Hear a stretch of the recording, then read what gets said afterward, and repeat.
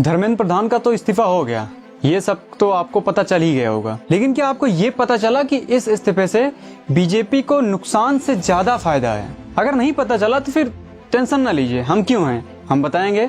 बस आपको थोड़ा सा कृपा करना पड़ेगा। अगर आप इंस्टाग्राम और फेसबुक पर देख रहे हैं तो कृपया फॉलो कर लीजिए, और अगर यूट्यूब पर देख रहे हैं तो कृपया चैनल को सब्सक्राइब कर लीजिए। आपके एक फॉलो सब्सक्राइब से हमारा हौसला बढ़ता है आगे वीडियोस बनाने के लिए। चलिए अब आते हैं मुद्दे पर। बीजेपी को धर्मेंद्र प्रधान के इस्तीफे से बड़ा नुकसान हुआ है।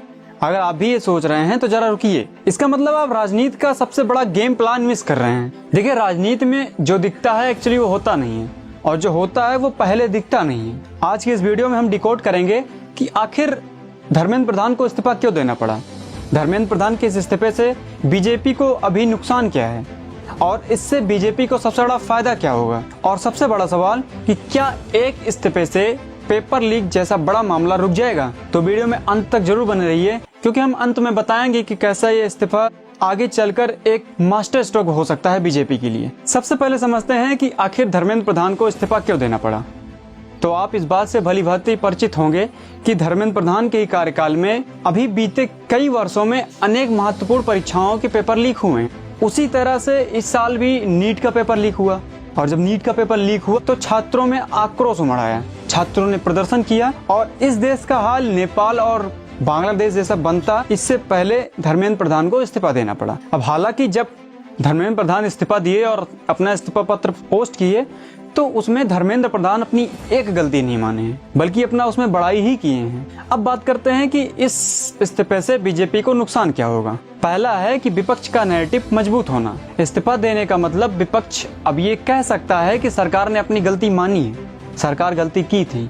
अब कांग्रेस या बाकी विपक्षी दल यह कह सकते हैं कि उनके दबाव में इस्तीफा देना पड़ा। दूसरा है राजनीतिक चेहरे का नुकसान। अब धर्मेंद्र प्रधान जो हैं वो ओबीसी के बड़े नेता हैं, और ओडिशा में पार्टी की पकड़ मजबूत बनाने में उनका अहम योगदान है। उनका इस तरह से विवादों के बीच में पद का छोड़ना उनकी छवि को नुकसान पहुंचा सकता है। इससे भविष्य में हर एक मांग पर इस्तीफे की मांग जरूर होगी, हर एक मुद्दे पर इस्तीफे की मांग जरूर होगी, क्योंकि अब तक तो ये था कि ये सरकार इस्तीफा नहीं देती है, लेकिन अब जब इसकी शुरुआत हो गई है तो विपक्ष में आने वाले किसी भी मुद्दे पर इस्तीफे की मांग जरूर आएगी। अब आते हैं इस वीडियो के मेन टॉपिक पर कि इस इस्तीफे से बीजेपी को सबसे बड़ा फायदा क्या है। देखिए, राजनीतिक नजरिए से देखा जाए तो ये सोचा समझा डैमेज कंट्रोल और रणनीतिक फैसला है। पहला है सरकार के शीर्ष नेतृत्व से गुस्सा हटना।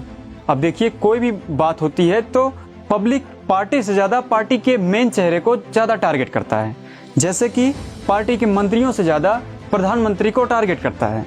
तो बीजेपी एक इस्तीफा लेकर इस प्रॉब्लम को सॉल्व कर दी है। दूसरा है जीरो टॉलरेंस की छवि बनाना। इस कदम से बीजेपी ये मैसेज देने में कामयाब होती है कि छात्रों के आगे उनके लिए कोई भी मंत्री पद इम्पोर्टेंट नहीं। तीसरा है विपक्ष के हाथ से मुद्दा छीनना, क्योंकि विपक्ष सिर्फ अभी तक एक मुद्दे पर अड़ा था, वो था धर्मेंद्र प्रधान का इस्तीफा। धर्मेंद्र प्रधान के इस्तीफे के बाद बीजेपी विपक्ष को मुद्दा विहीन कर दी है। आपको पता है कि देश का सबसे बड़ा वोट बैंक कौन सा है? वो है यूथ, मतलब युवा।